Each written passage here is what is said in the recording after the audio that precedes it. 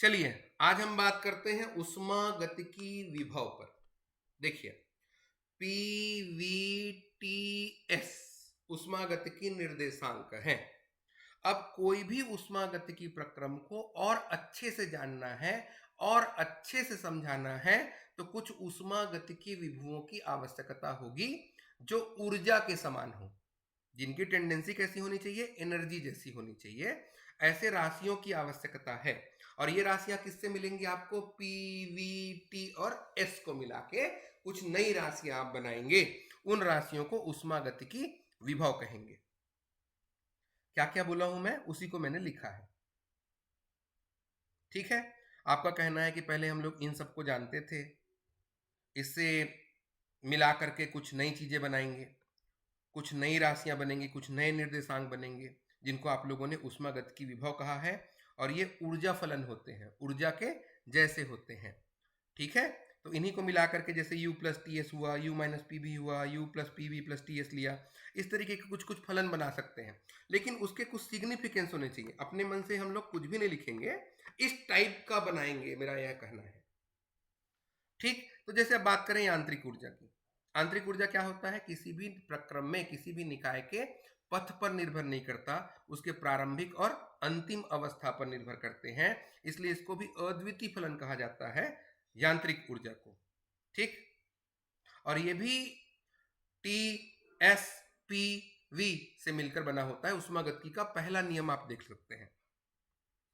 ठीक है, समझ में आया क्या पढ़ रहे हैं हम लोग? उष्मागतिकी विभव क्यों पढ़ रहे हैं? किसी प्रक्रम को अच्छे से समझाने के लिए। विभव कहां से आएगा? उष्मागतिकी निर्देशांकों से मिलकर के कोई ऊर्जा फलन बनेंगे, उसी को उष्मागतिकी विभव कहा जाएगा।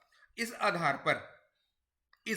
पर हमारे पास पहला जो उष्मागतिकी विभव है उसको हम लोग इंटरनल एनर्जी बोलते हैं। ठीक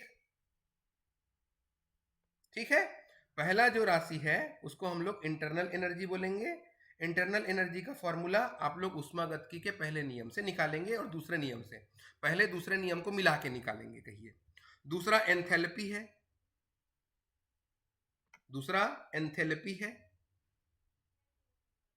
तीसरा हेल्महोल्ट्ज फ्री एनर्जी है, हेल्महोल्ट्ज फ्री एनर्जी है, और एक और है गिब्स फ्री एनर्जी। इनके अपने सिग्निफिकेंस हैं।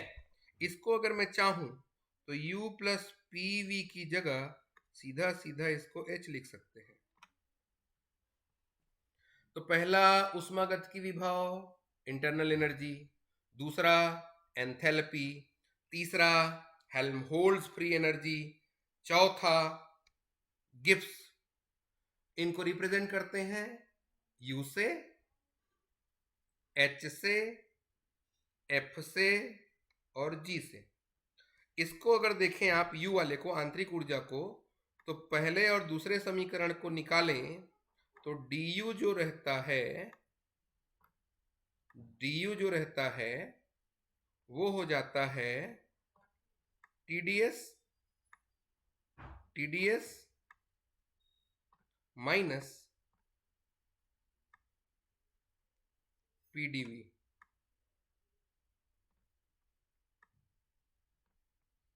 याद हुआ? H कितना होता है? U plus PV। ये देखो, U और प्लस PV, याद करना बता रहा हूं। अगला क्या हो जाएगा? U माइनस TS, और नेक्स्ट हो जाएगा H माइनस TS। एक एक करके देखते हैं। अब चलिए बात करते हैं इंटरनल एनर्जी की। पहला जो है इंटरनल एनर्जी है, और इंटरनल एनर्जी का फॉर्मूला dq माइनस pdv होता है, और सेकेंड इक्वेशन से dq की वैल्यू tds माइनस pdv होगा। ध्यान रखना, ये जो u है वो इस s का और sv का फलन है। तो आप लोग लिखेगा कि ये जो u है वो s और v का फंक्शन है।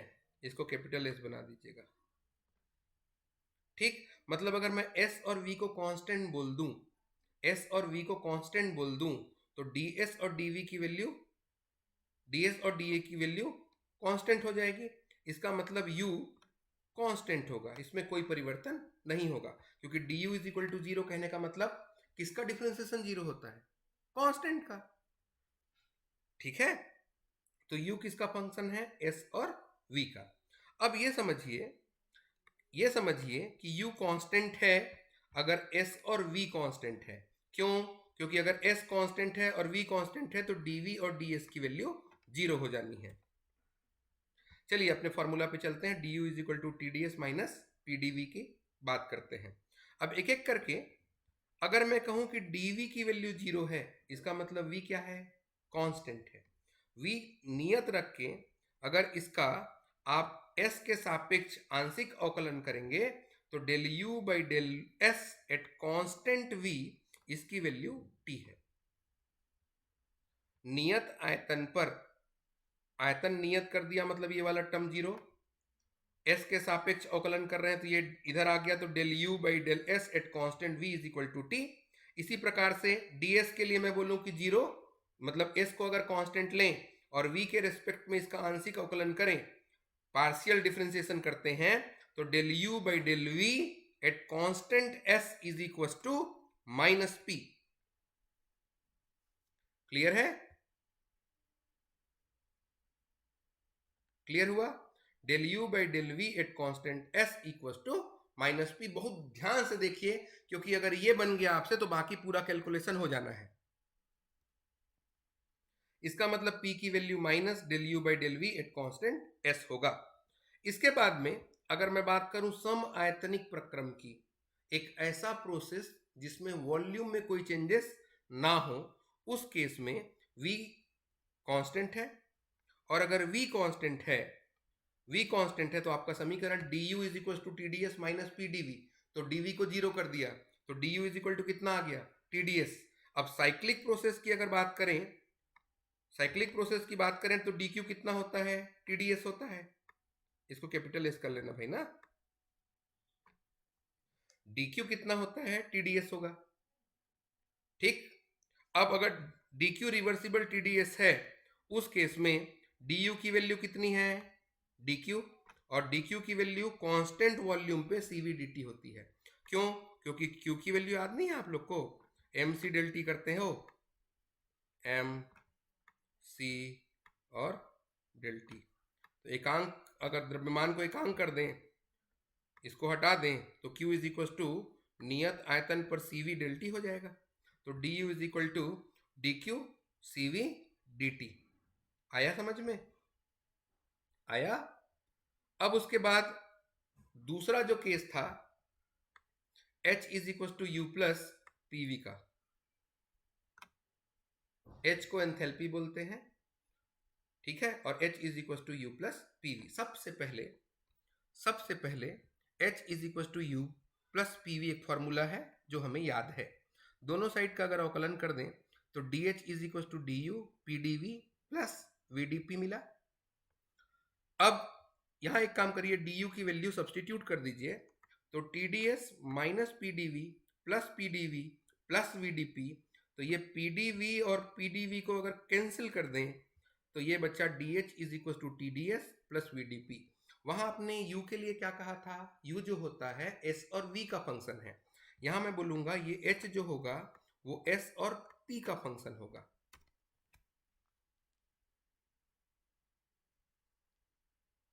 क्लियर है बात?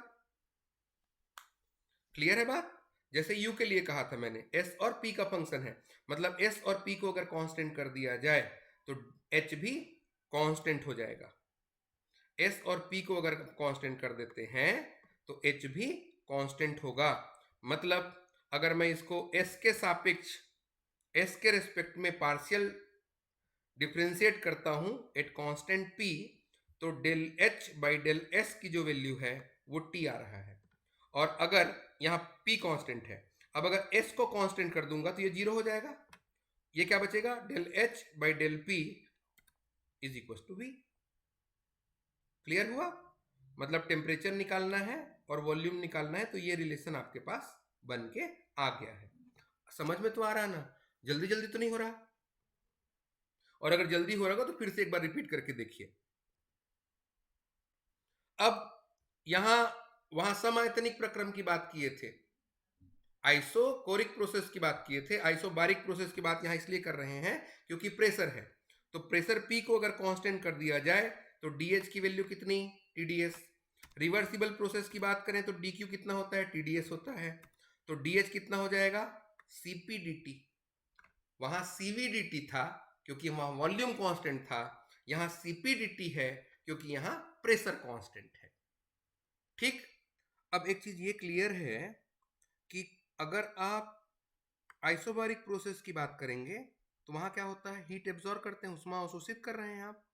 तो इस केस में H का मान, एंथैल्पी की जो वैल्यू है वो इंक्रीज हो जाएगा। ठीक। अब हम लोग दो थर्मोडायनेमिक पोटेंशियल पे बात कर चुके हैं, एंथैल्पी और इंटरनल एनर्जी।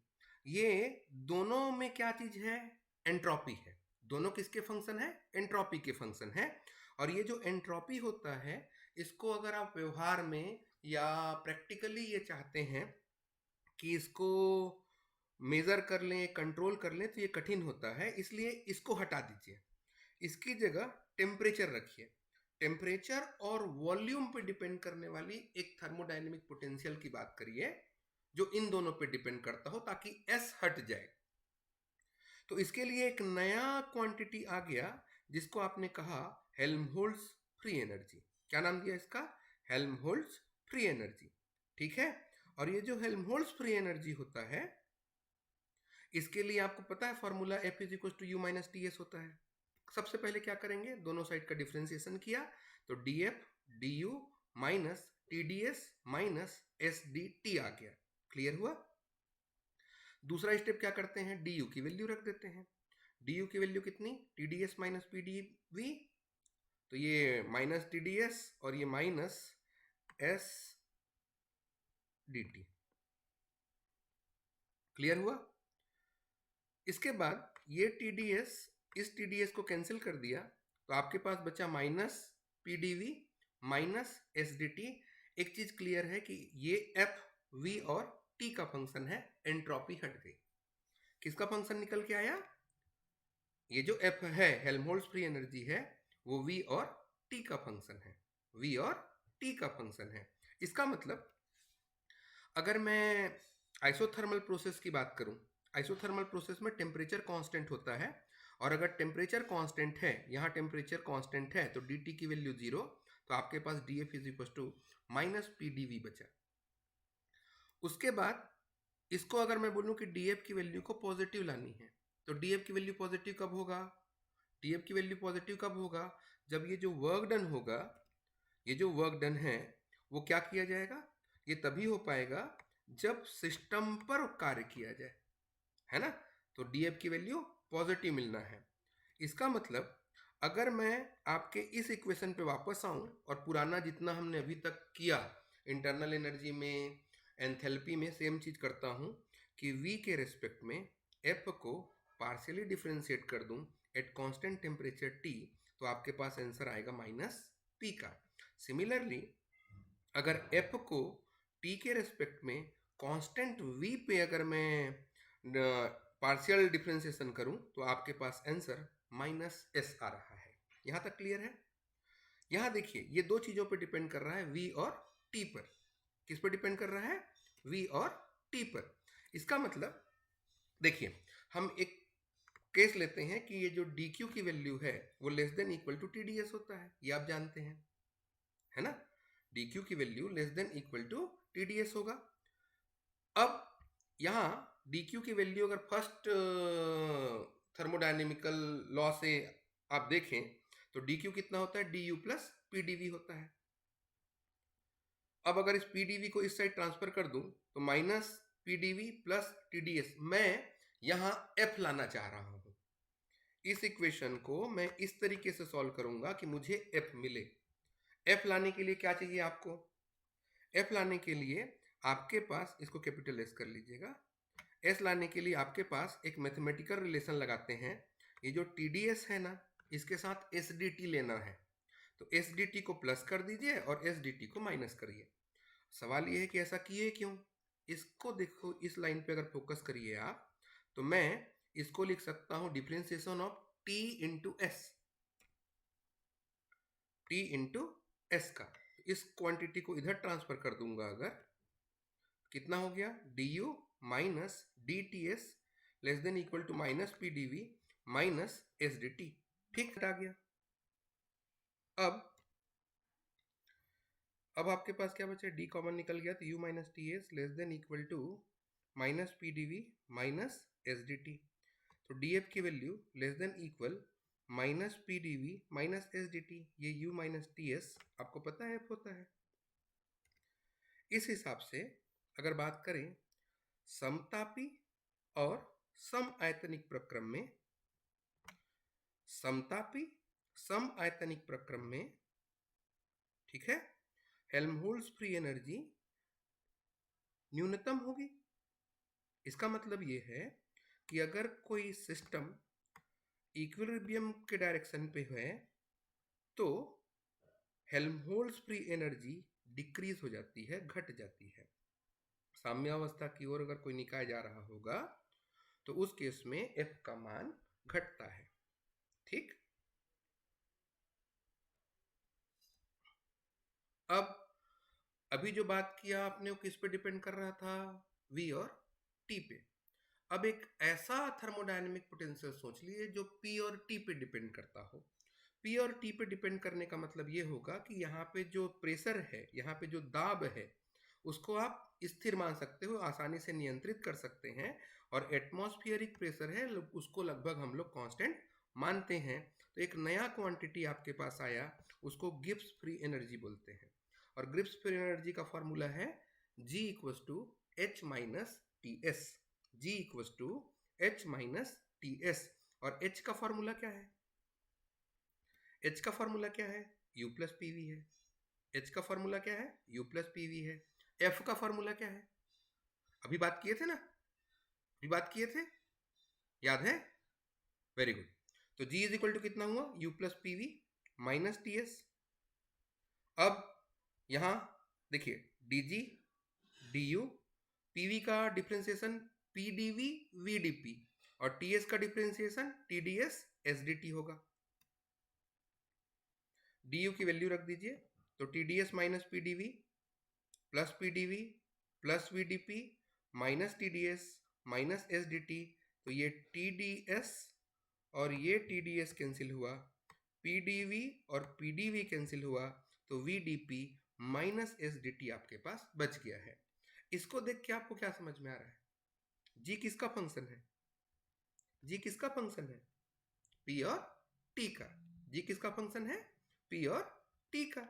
इस केस में अगर मैं जी को कांस्टेंट टी लेके पी के रेस्पेक्ट में अगर पार्शियल डिफरेंशिएशन करूंगा तो वी मिलेगा, और अगर टी के रेस्पेक्ट में कांस्टेंट पी पे करूं तो माइनस एस मिलेगा। अब इसको मैं बता नहीं रहा क्योंकि मुझे लगता है ये आपको समझ में आ गया है। ठीक, अब थर्मोडायनेमिक के फर्स्ट और सेकेंड लॉ की बात करें तो D Q is less than equal to T D S होता है, पहले जैसा किए थे, और डी क्यू की जगह D you plus P D we T D S होगा।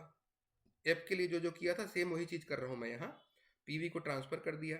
अब मैं चाहता हूं ये वाला जो टर्म है, यू वाला टर्म है, इसको जी बनाया जाए। तो जी बनाने के लिए एच चाहिए, जी बनाने के लिए एच चाहिए और टी एस चाहिए। तो एक काम करते हैं, यहाँ पी डी वी है, वी डी पी नहीं है, तो V D P plus minus कर दीजिए। यहाँ टी डी एस है, एस डी टी नहीं है, तो S D T plus minus कर दीजिए। कर दिया। अब इनको कलेक्ट करते हैं, देखिए minus P D V minus V D P, इसको डी पी वी लिख दूंगा, plus T D S plus S D T, इसको डी टी एस लिख दूंगा। क्या बचा, D U less than equal D T S minus D P V minus S D T और plus V D P. इसके बाद इस पूरी क्वांटिटी को इस साइड ले आते हैं, टी डी एस को डी टी एस को और माइनस डी पी वी को, तो प्लस हो जाएगा, ये माइनस हुआ। अब देखिए u minus T S plus P we हो जाएगा, d बाहर निकल गया तो u minus T S plus P we. You minus T S क्या है, h है, और ये पूरा फॉर्मूला g हो गया। तो D G is less than equal P D V minus S D T. यहाँ समायतनिक प्रक्रम की बात हो रही है, सम आयतनिक प्रक्रम और सम तापी प्रक्रम। पिछले एप में मैं कुछ गलत बोला होऊंगा तो उसको करेक्ट करना इसी के हिसाब से। देखिए, आइसोथर्मल कांस्टेंट टेम्परेचर और कांस्टेंट प्रेशर की बात हो रही है, ठीक। कांस्टेंट प्रेशर क्यों? क्योंकि ये पी पे डिपेंड करता है ना। पी और टी पे डिपेंड कर रहा है, इसलिए समतापी और समदाबी प्रक्रम की बात हो रही है। तो यहाँ गिब्स फ्री एनर्जी लिखिए, हेल्महोल्ट्ज को हटा के गिब्स फ्री एनर्जी का जो वैल्यू है वो कांस्टेंट होगा, और ये जब साम्य अवस्था की ओर जा रहा होगा तो इसका मान भी घटता है, ठीक है। ये है आपके थर्मोडायनेमिक पोटेंशियल जो आपने पढ़ा है। कितने पढ़े? चार। चारों के नाम, चारों के नाम, चारों का फॉर्मूला, डिफरेंशिएशन, किसका फंक्शन है और किसके रेस्पेक्ट में पार्शियल डिफरेंशिएशन करते हैं, किसको कांस्टेंट रखते हैं, ये चीजें आपको आनी चाहिए। और इस थर्मोडायनेमिक पोटेंशियल से पूरा का पूरा जुड़ा हुआ सेम टू सेम है आपके पास मैक्सवेल के रिलेशन, जो इंपॉर्टेंट है।